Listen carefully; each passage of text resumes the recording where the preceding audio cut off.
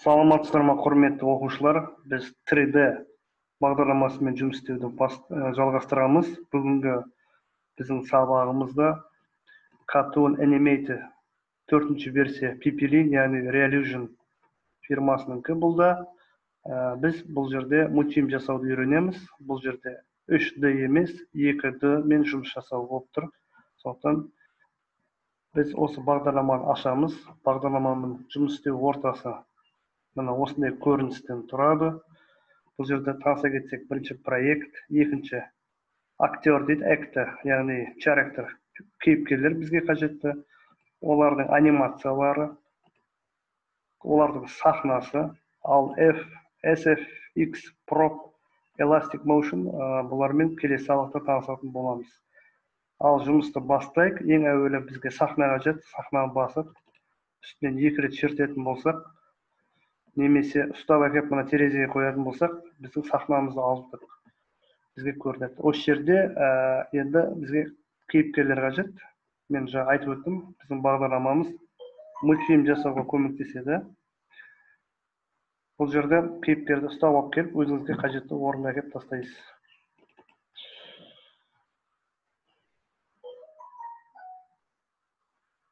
Енді қазір бізде бағдарламада жүктеліп жатыр кейіпкер.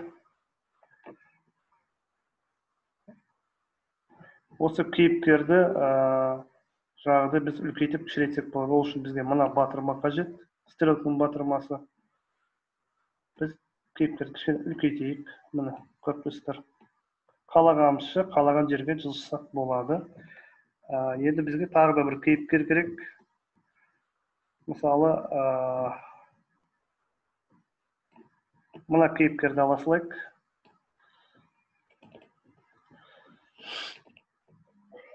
Яғни біздің жасап жатқан мультигімізде мына қыз бала, әйел адам, ер адамға қарап сөйлеп тұрған бір мультик жасап көруге тырысайық. Енді осы жерде қазір кейіпкерімізді кішкене өзімізге қажетті орынға әкеліп алайық. Екеуін размер бірдей қылып, ер адам мен әйел адамға кішкене үлкендеу қылып қояйық. Енді анимация құрудың 2 жолы бар. Бірінші жолы анимация батырмасынан басамыз, және мына жерден анимацияларды таңдасақ. Екінші жолы бар, кез келген адамның қасына барып, actor меню, одан кейін барып, мына жерде анимациялар тұр. Көрдіңіздер ме? Мысалға мен run 2L дегенді таңдайын. Мына адам үшін мен жүгіріп барып сияқты болып тұрады. Бірақ бізде ешқандай артық қимыл көріп тұрған жоқсыз. Біз осыны мультикке айналдырғымыз келсе, мына жерде таймлайн деген кнопка бар. Енді мысалы мына кісінің адамның аты Филипп, көріп тұрсыздар. Мына әйел адамның аты Марта. Мартаға қоятын болсам, мына сыртындағы біздің қоршап тұрған стрелкамыз, қазір Мартаға көшеді, қараңыздар. Көрдіңіздер ғой. Бұл жерде де жаңағыдай actor меню деп бір сөйлем, жаңағыдай сөйлеп отқан сияқты бір кейіпке келтірейік анимацияға. Мына сөйлеп тұр. Енді бұл жерде біз бір нәрсені назар аударайық. Бұл жерде таймлайнның өзінің әр секундқа байланысты өзінің кадрлары бар. Көрдіңіздер ме? Мен қимылдату арқылы біз қандай анимация алдық. Бірақ адам бір орында жүгіріп тұрған жоқ. Қандай да бір ара қашықтық жүріп өтсіне, олай болып осы стрелкамен жаңағы Филиппке барып, кішкене бүйтіп өзіміз сызып көрейік. Енді қайтадан басан анимацияны жүргізіп көрейін. Так. Енді қазір бұл жерде адамды жылжытқан сайын бізде артында бір жаңағыдай стрелка қалып отқан байқап отырсыздар ма? Стрелка қалып отыр, көріп тұрсыздар ғой. Мына қазір таймлайнды артқа қоямын. Енді қайтадан жылжытатын болсам, мына адам бір жүрген кейіпке келді. Көрдіңіздер ғой? Қайтадан таймлайнды тоқтатам. Енді бұл жерде жаңағыдай байқап отырсаңыздар, мына артқа жылжытайын. Мен өзі таймлайнды жүргізген кезде қандай да бір секундқа дейін ғана анимация ойнайды. Екі персонажда да ары қарай ойнамай қалады. Демек, осы тоқтаған сәттен бастап біз әр бір персонажға, яғни адамға жаңағыдай біз тағы да анимация берсек болады. мысалы Мартаны таңдаймын. Енді келесі бір анимация беріп көрейік. Оның бірінші анимациясы бітті ғой. Мысалы бұл да бір жаңағы адамның артынан жүгіріп келе жатқан сияқты қылып жасап көрейікші. Анимация мына жүріп келе жатқаныңыз бе? Енді бұны ұстап алып, қандай да бір ары қашыққа апарамын. Тағы да байқап отырсаңыздар, артында сызық пайда болып отыр. Осы жерде, бірақ менің сіздер бір нәрсе байқауларыңыз керек, оқушылар. Бұл жерде мен көрдіңіз ба? Неге мен бастапқа апармадым? Неге мен анимацияның тоқтаған жерінен бастап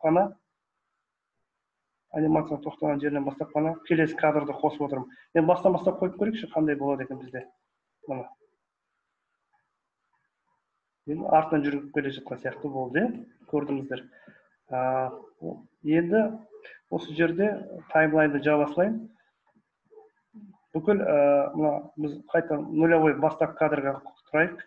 Бізде бұл жерде мультикті айтып отырмын ғой. Бүйтіп жылжытып, мына үлкен форматта, немесе мынаны алсақ, артындағы фонды адамдармен бірге жылжытуымызға болады.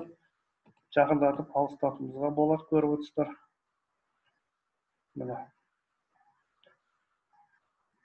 Көрдік. Бұл жерде актерлардың ішінде сонымен қатар жан жануарлар да бар. Кішкентай баланың суреті бар. Мына басқа да кейіпкерлер бар екенін сіздер ашып үйреніп көрсеңіздер болады. Мына. Келесі бір кейіпкерді әкеп қосайын. Ол бізде ит болсын. Мысалға, жаңағыдай жағажайда адамдар жаңағыдай бірінші адам жүгіріп кетіп бара жатыр, артынан жаңағыдай оның құрдасы сөйлеп жатыр деп есептейік. Итіміз енді адамның бейнесіне онша дәу болмайды, сондықтан кішкене кішірейтіп қойсақ болады. Және бұған да кішкене анимация берсек болады. Жаңағыдай болмаса мына жақтан берсеңіздер де болады. Әртүрлі анимациялар адамдарға. Так, экті меню дейді. Animals, humans, animals. Так. Енді жүргізіп көрейік. Қарап отырсақ, біздің итіміз бір орында тұрып қалды, ешқандай анимацияға ие болған жоқ. Оны жүргізу үшін, dog дейді, мына dogқа қатысты, мына жерде cat деген мышқа қатысты екен анимация. Соны жаңағыдай істейміз, біз іске асырамыз. Қайтадан басынан қойып көрейік. Енді бір итіміздің өзі бір қимылға келгендей болды. Көрдіңіздер ма? Бұның аяқтары жеке қолдарымен жеке жұмыс жасауға тағы да болады. Бүгінге бізге кіріспе сабақ бұл. Осы Cartoon Animated 4 бағдарламасымен танысыңыздар, қол үйретіңіздер. Келесі сабақтарда қосымша әр персонажбен тағы да қалай жұмыс жасау керек екенін үйретеміз. Біздің тегін сабаққа подписаться етіңіздер, арман қарай таратыңыздар, сау саламатты болыңыздар. Сабағымыз аяқталды.